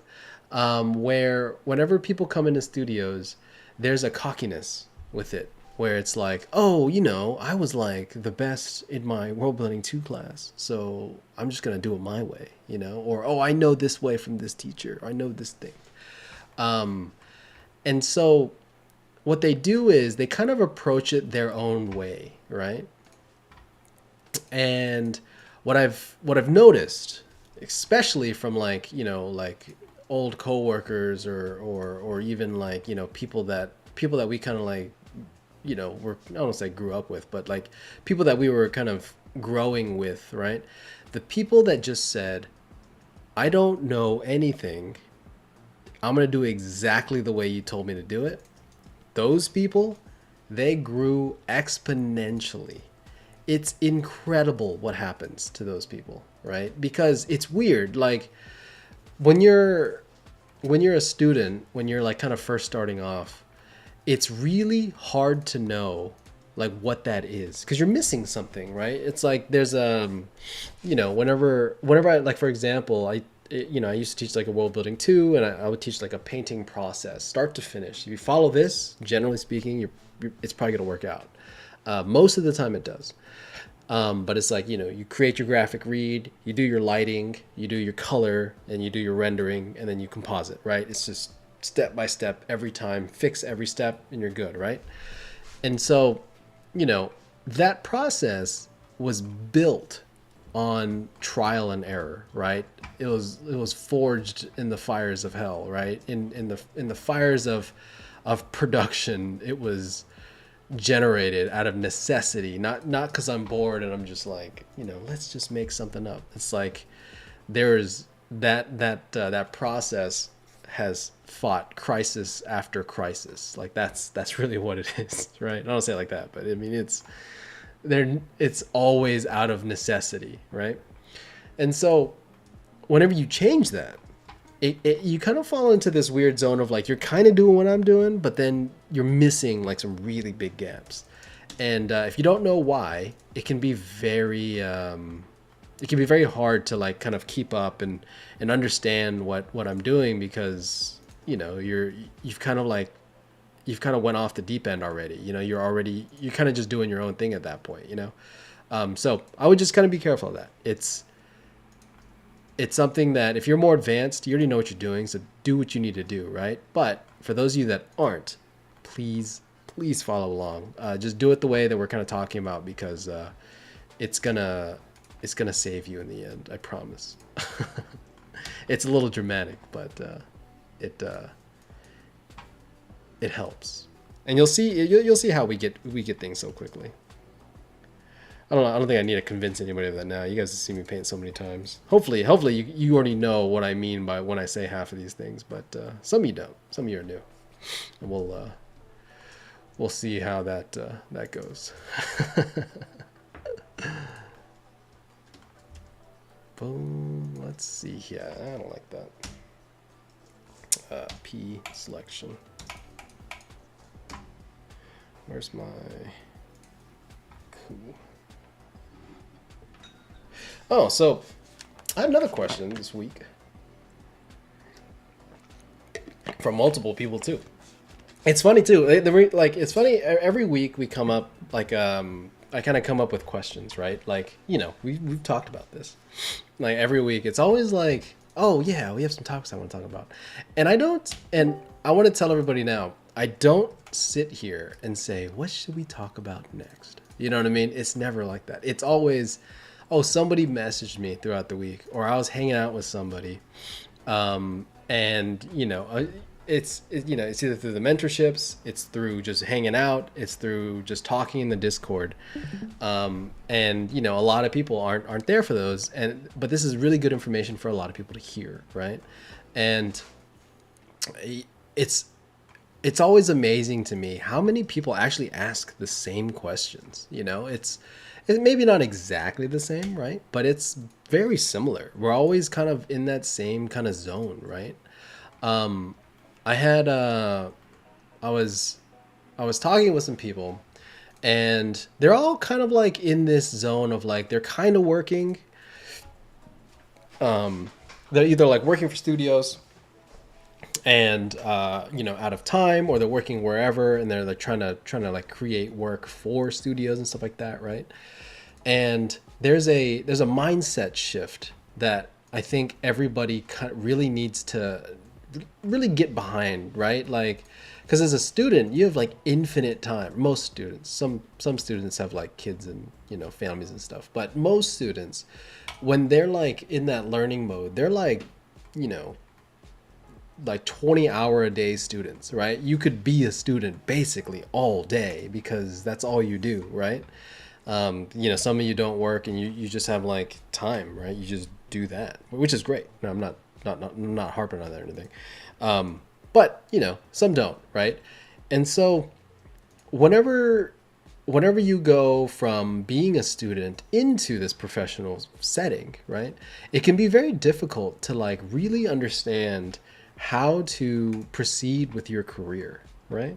Like, something that I find happens a lot is people that kind of go from being a student into professional, that like, it's usually the hardworking students, people that like I kind of know as like, oh, they're very driven, motivated individuals, right? It's always like they do pretty good work more often than not, right?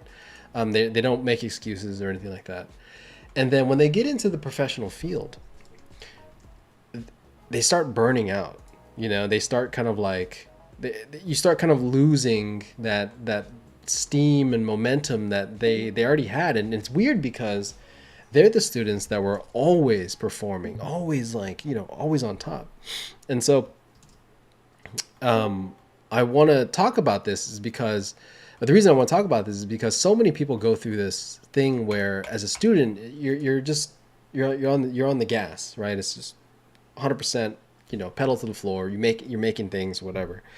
But as a professional, right, you can't do that because you're just going to burn out, generally speaking. There is no catching up to the competition. You know, there is no, because there's so many people at so many different levels. It's hard to even know, like, you know, what is catching up. You know what I'm saying? Like, it's so, you know, it's like, there's this, I don't know, maybe I'm just crazy, but like there's a lot of this connotation where it's like, oh, I want to catch up to like these professionals, right? Whenever you know, when you first start, you're like, I want to get to that level. I need to catch up, right? But they've been doing this for like 20 years, dude. You know, they've been on it. And so there's this, I guess, you're trying to like grind and you're trying to catch up, and then you get into the freshman field. I'm so much closer, but now they're like 3 or 4 years past where they were at, and you're just constantly on this endless treadmill of like trying to catch up, and you get tired, and what we usually need from people is a mindset shift, right? We need to understand that you can't just make art all day. You have to live again. Because as students, so many people, they give things up to pursue what they want to pursue, right? Like, oh, this is my dream, so I'm gonna like, I'm gonna kind of take it easy a little bit. I had an agreement with my wife where we can kind of like, like I'm gonna kind of crank at this to get to where we're going, so on and so forth, right? That happens, absolutely, right? And what, good or bad, that's not what I'm talking about. It happens though, right? But eventually, you got to stop. Eventually, you have to be like, well, I do have to take care of my kid. I do have to take care of these people in my lives. They've been putting up with me for the last however many years, and it kind of hits its toll. And that, I'm not talking about anybody in particular, because there's multiple people that I talked to this week about this. It's something that everyone needs to understand. You can't be a professional student forever. So what do you do, right? I think for me, it took a long time. It took a weird amount of time to like figure out that, I have to slow down, right? Because I can't do this. I can't paint, 5, 6, 7 paintings a day forever, because that's how you die early, And what's the point of doing all this stuff if you're just like cooped up inside all day and you don't have a life? And like, it's funny because to be a good artist you have to live, or like to be a good artist you have to like kind of give up your free time to like do art and get better. But to be a great artist you have to actually live a life. You have to actually like experience things, and those don't like work together very well, right? The idea of endless work hours and then trying to end your work hours, right? It doesn't work that way. And so for a long time I was like trying to just constantly pump out work every single day, every single hour, and if I didn't do anything I was like mad. I was like, dude, I gotta do this. And I was working at this point. It wasn't even like I was like a brand new student or a brand new whatever. I was like an actual employee somewhere getting paid, like I was still doing that. And the conclusion that I came to, right, is because I've told people before, like, you can't take your foot off the gas. You have to kind of keep going. And, I still believe in that. But you want to shift from that, like that sprinter mentality to the marathon mentality. And a lot of people don't really understand what that means, right? And because, when you're a student, if you're not producing something at least once a week, right? It's usually, you usually probably feel slow. I don't know how you guys feel, but like whenever I was a student, if I didn't do something once a week, I was like, oh man, something's wrong. Like I'm not working hard enough. Because in a student field, that's what you did. You know what I mean? That's what it was. You submitted something into your teachers like once a week. So that was kind of the bar. But now, I try to do something once a month, right? I try to at least do a painting, because we can't stop, right? Because if you stop, then, you get left behind, and then, Riot lets you go, or whoever lets you go. And now, you haven't, you're trying to find work or whatever, right? If you don't do work, generally speaking, it's really hard to kind of stay afloat, because you're constantly fighting this battle of, I have work, it's all NDA, I can't show it, or this and that, but once you get to that kind of that professional level, right, I would highly recommend do like one painting a month. And most of you can do that. Most of you can. It's just like, but sometimes we don't, right? Because it's like, oh, I worked so hard these past, couple years or whatever. I kind of want to take it easy.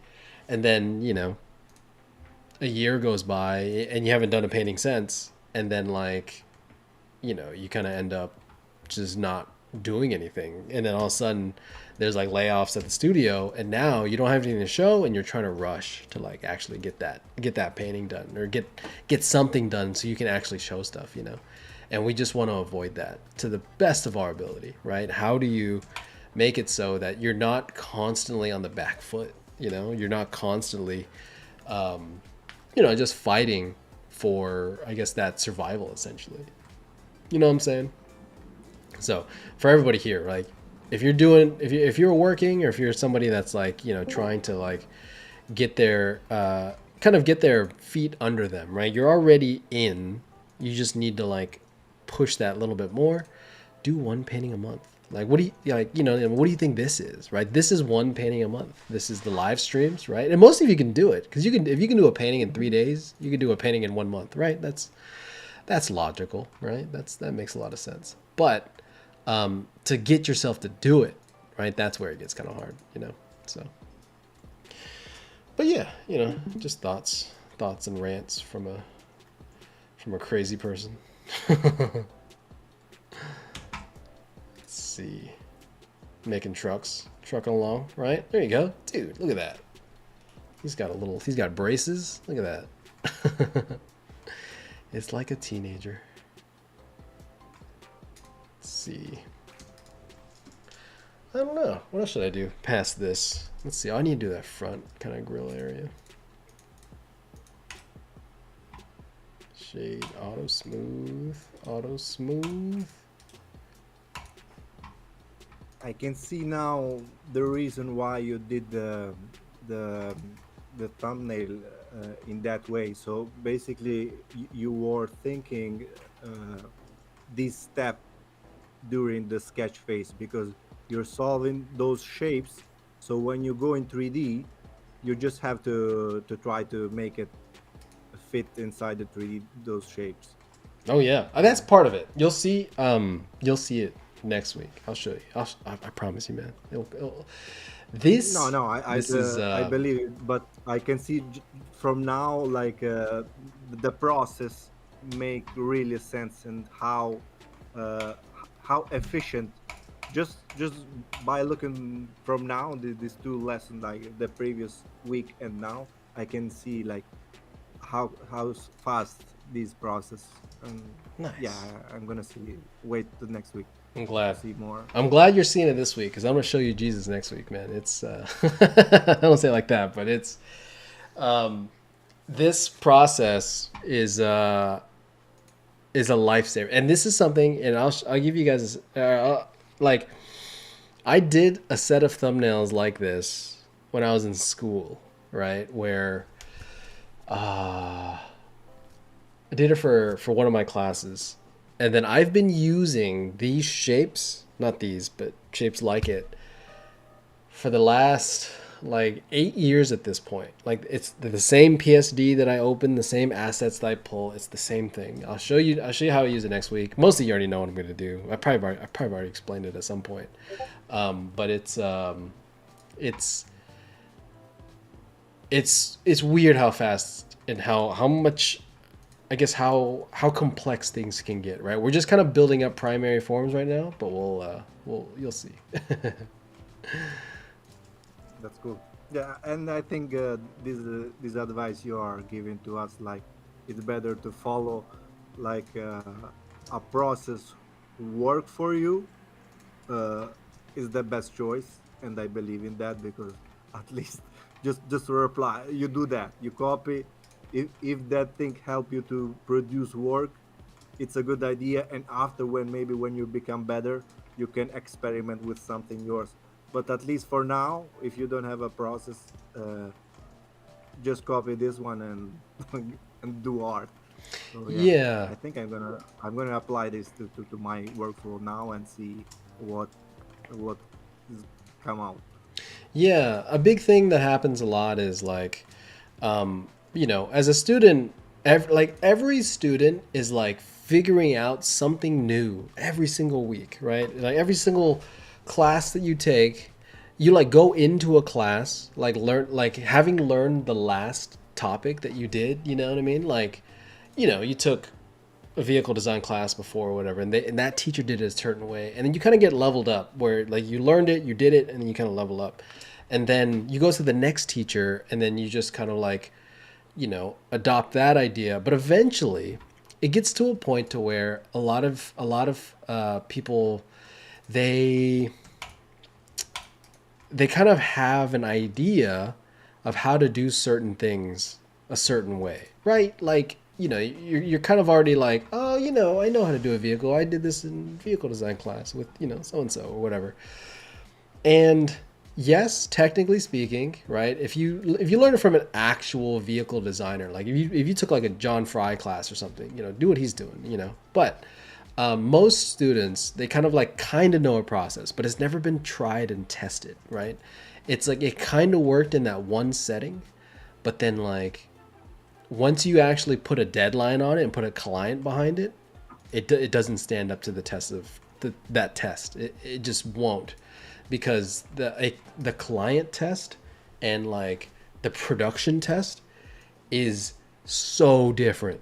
It's like working for a client and then being a student is so different, and it's so backwards how we kind of learn a lot of that, right? Like whenever, and this is why a lot of this, like what I'm doing now, exists, right? Like the classes that I teach, to the live stream, to the videos I've made, just stuff like that. I always base it off of the stuff we actually do, right? Because a lot of the stuff that we learn in school is backwards from how we actually do it. Because a lot of stuff we do is money based in production, right? And it sounds kind of messed up, but a lot of it really is like, oh yeah, there's a lot of money involved here. We need to make sure that this design is like approved before we can actually like kind of proceed further with it, But as a student, you would never know that. There's no reason for you to know that. Hopefully people don't learn that as students, right? Because it's kind of sad, It's like it kind of takes the artistry out of the thing, and it's just not. It's not a great kind of thing to learn as a student, but as a professional, we have to understand where that line is. There's things I see online all the time from artists, like YouTube-y kind of artists and stuff like that. I'm like, why are you showing that? It's like it doesn't do anything. I'm not trying to call out anybody in particular, but it's just something where, we don't work that way because of A, B, and C reason, but a lot of people that don't work in the industry just don't know that, because why would they know that? They're they don't work in the industry, and so that's why, like, whenever you get teachers and stuff, especially if you have like art directors and stuff, just listen to whatever the hell they have to say. After you're done with that project, after you're done with that client, do whatever you want, but I guarantee you, this person is an art director for a reason. They're always like, it's always something about them that they know, right?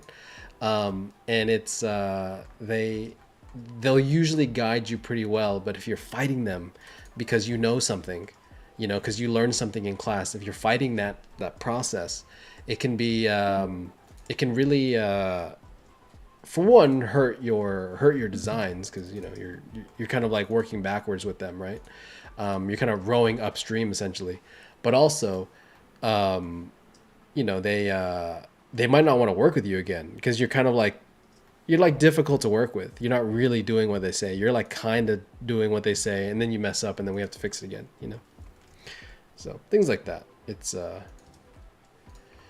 It sounds crazy, but every place that I go to, I always, you have to ask yourself, right, are you here to make money, or are you here to learn, right? And most of the time, for everybody here, like when you're first starting, you're there to learn. Don't go to studios to make, like, you need to make money, you need to have an income. That's not what I'm saying.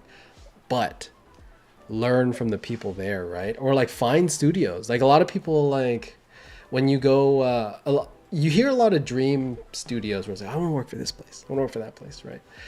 Because that's how it starts. But eventually, what you want to do is start shifting that mindset from, I want to work here for that game or for that project, is I want to work for this studio because of this person, right? This person, I want to learn what they do, right?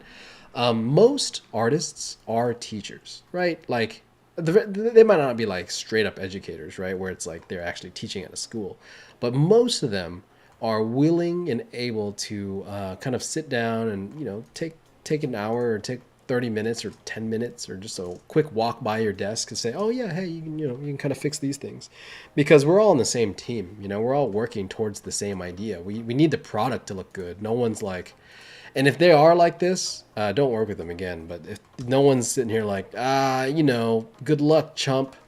I hope you drown, because if you do bad, I do bad, like we do bad as a team, because, you just get a shit product at the end, and we don't want that, right? We want something that can last, something that actually looks good and we can kind of be proud of, so.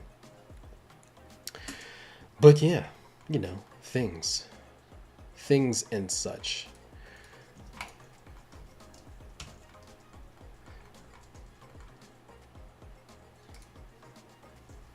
Do I like this? Do I like that? That looks dumb, doesn't it? Yeah, that tail looks stupid. All right, let's see here. Where are we going? Kind of debating how far I want to take this. We're kind of there. I might take this like a tad bit further, but nothing much. Cylinder. All right, we got 10 minutes left. Who's got the last question? There's like 10 of you here at least. What's on your mind?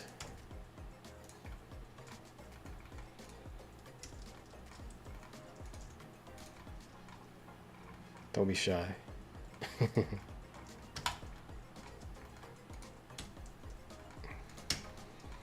Boom. Boom. Nope.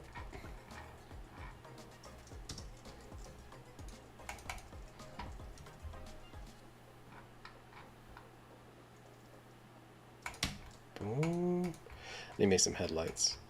So like, whenever we're doing this, half of this was like just a cube. And like I just like duplicated pieces around. Right now we're at the most basic block out we can possibly be at, right? Just remember, right? We can take this a lot further. What I would usually do, like what I did for what was it? The Doom buggy, right? Was that I kind of built like a base model like this, and then from here I kind of refined the pieces. I don't think I'm gonna refine these pieces, mainly being because I'm gonna kind of do this more in a 2D process. But just kind of remember that, right? It's like you can take this as far as you need. This first block out, it doesn't really need to be that crazy, right? It's like just making shapes that kind of look like what you're supposed to be doing. After that, you can then start actually, making the thing look good, or you can start refining the panels. But you want to kind of create these bigger shapes first. This way, you're kind of in a better position to, see proportions a bit more and like make design cues and various things like that. So, do I like that? I don't know if I like it's like glasses. Lower? Do I like it lower? Bro, let's go. Hey Kenny, I've got a question. Sorry, I had the wrong mic hooked up, so I was trying to No, you good. through earlier, but no luck. What's up, dude? In terms of like balancing the gas on the pedal mentality, if you feel like you haven't really, or not just feel, right? If you haven't like gotten like consistent professional work yet, Mhm. do you think it's justified to kind of keep that up, as much as you can until you do it, or do you think there's still kind of a limit to it?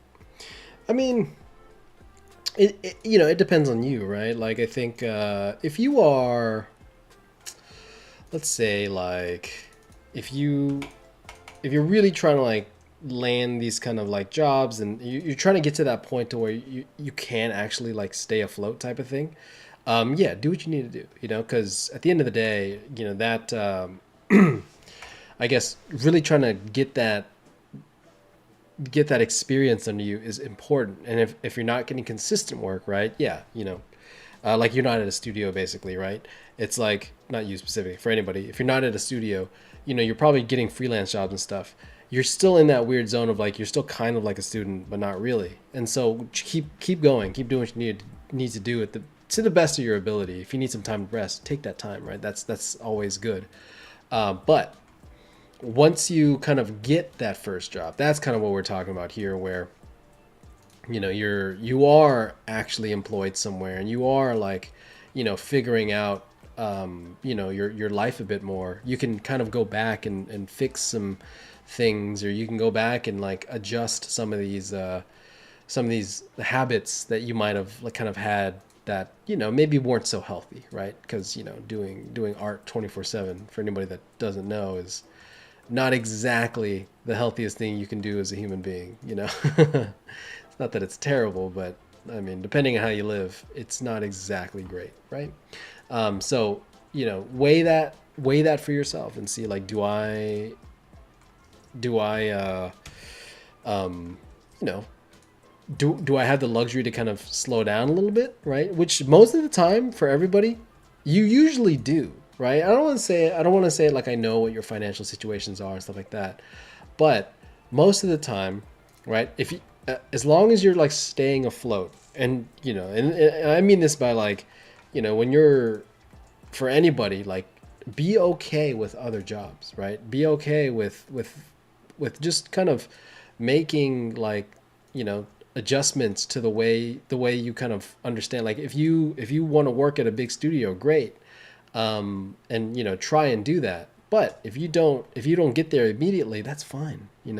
It's okay to not be at whatever studio you want to be at. You're not you're not a failure or anything. You're not somebody that you don't need to like reevaluate your situation. You're just not there yet, right? And most people don't get there for a long time. Like a lot of these big studios, like Disney and various places like that, or like Riot or Blizzard or whatever. Yeah, there's some people that get there right out of school, right? Some, but most people don't for a while, and that's fine. There's nothing wrong with that. And to be honest, like thinking about it now, I'm like glad that things didn't work out the way I had wanted them to work out whenever I was like a student, right? Because if I went to some of these bigger studios like then versus now, I wouldn't have the abilities that I have now, right? I wouldn't be able to, I guess, make some of the calls and do some of the things that I'm able to do now. You know what I mean? So it's like there's merit in, or there's a good side to not kind of, I don't want to say not achieving your dream. That sounds kind of funny, but like there's a good things can happen when you don't achieve whatever it is you're looking for, right? You just have to reevaluate what that is. But if you're in this kind of like space of trying to, I guess, find work, do what you feel is comfortable. But consistency is the most important thing, because if you're sprinting all day, you're usually probably panicked, probably stressed, you're probably not doing much, you're not getting inspired. And so the work that you're actually creating, generally speaking, is probably pretty generic anyway. You know what I mean? So the best thing that you can do is, most of the time, is just get out and do stuff. Get outside, go say hi to friends, go do something. Because if you can do that, it kind of makes you a better artist, just because you're able to navigate those. Navigate the world a bit more. You're able to talk to people. You're not so awkward, or you have social skills, or you're getting inspired by things you see. You go to the movie theater more, because how many people have like given up doing things because they were like, oh, I can't, I have to go finish this project or something. You know what I'm saying? That happens so many times. And you just got to understand that if you're not going out and doing things, you won't ever really truly be inspired, or you won't really like kind of bring new ideas to your projects. You know what I'm saying? So it's a tough line to kind of figure out, but I would highly recommend changing that mentality to marathon, right? Just, do one painting a month, one painting every 2 weeks, start ratcheting down, because it's usually not level. right? Because like for some people, if you're trying to if you're at that zone of like you're pretty close to working, but you're not really quite there yet. Oftentimes, you kind of need, for one, you need to get in front of the right eyes because maybe they need to be, there's a studio that needs to be hiring at the certain time, right? Because they're not hiring right now, and that's kind of what you have a portfolio for. And usually it's your ideas that are kind of lacking. Most advanced students' skills are pretty good, right? Like, and it's not saying that you won't need to get better. It's just a lot of it really is like, you can paint a castle, great. Your render quality is pretty good, awesome. We're not really worried about that because generally speaking, you already show that you can do that, right? So now we're looking for, well, what are you actually bringing to the table? What ideas do you even have? Do you have ideas that are even worth anything? That's what we're kind of looking for. And that comes from being a little more relaxed, being a little more, you have the luxury to think about things a bit more. You know what I'm saying? Yeah, totally. Yeah, it's very vague. There's no real answer there. It's just the maybe, Oh, I get what you're saying. Yeah, it's a tough one. It's so hard to like give someone an answer like solidly, but you got to think about your situation, and everybody's a little bit different. Everybody's scenario is different, so you know how it is.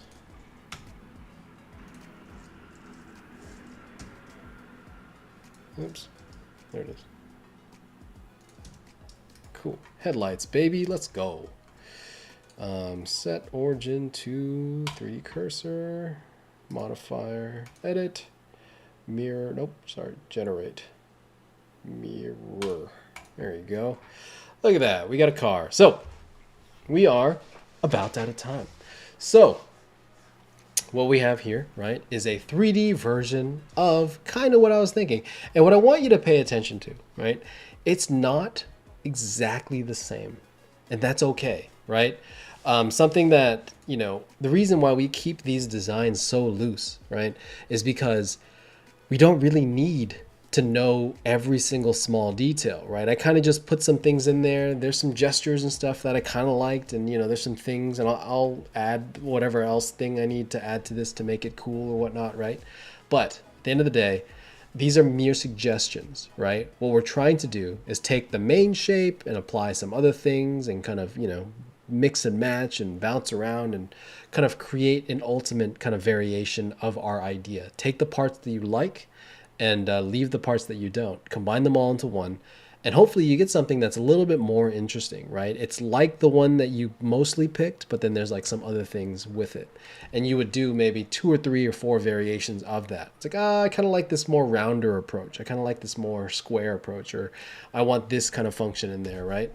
We're just kind of building our vehicle, and we're trying to get just an idea of what it kind of could look like, right? There's some things I like about this, and there's some things that I really don't, right? I really don't like how boxy some of these kind of things are when you look at how like parallel some of these lines are. So I'm going to fix that, right?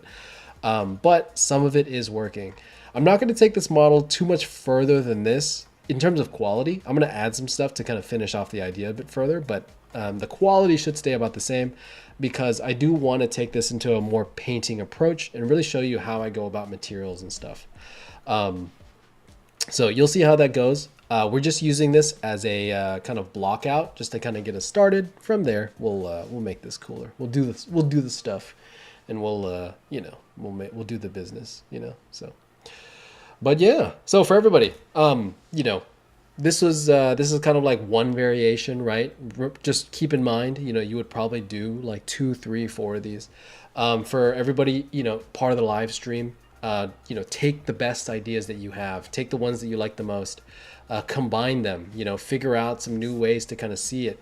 And as you're bringing these into 3D, right, remember the silhouettes from certain angles doesn't need to look like an extrusion. It can be exact. It needs to look kind of different. There needs to be bulk outs. There needs to be layout things, and different parts that are kind of like that you wouldn't normally see, right? And just kind of mess with those angles and see what happens. Obviously, you have one view from one side of it and see how it doesn't line up, and that's fine, you know, because we kept the idea loose so the model can kind of clean those up. And I'm refining the idea as we go. Nothing truly stays exactly the same, right? Everything is kind of growing, developing, and we're hopefully gonna come into this next week with an even kind of more flushed out design, and I can kind of show you where I would go from here, right? So, but cool. With that in mind, guys, thanks for hanging out this week. You know, we're getting through this. For those that aren't, you know, that aren't like kind of participating, you don't have to participate in the live stream plus if you don't want to. But you know, like I said, I would highly recommend do one painting a month. If you're having a hard time finding inspiration to like do stuff on your own, you're not on your own, right? We're doing stuff with you. If you want feedback on that, right, please join the Livestream Plus. Currently, we have like 9 people participating, so there's basically a full class. Kind of doing things right now, right? You know, with everybody's crits, we're all kind of, you know, everyone's learning together. Everybody's crits helps everybody else. You know, the group gets better the more people there are, right? Because now there's more questions, there's more problems, more things we can solve, right? But you know, if you're just kind of here to watch, you know, just thanks for hanging out. So with that in mind, guys, I will, just kind of continue this, and we'll get into actually doing a cool vehicle next week. Right now, it's just like a bunch of just scribbles, and we're just getting ideas on a page, right? We're just getting things to kind of look okay. Next week is when a vehicle actually starts coming out of this, right? So we'll talk about that next week. But yeah, until then, I'll see you then. So later.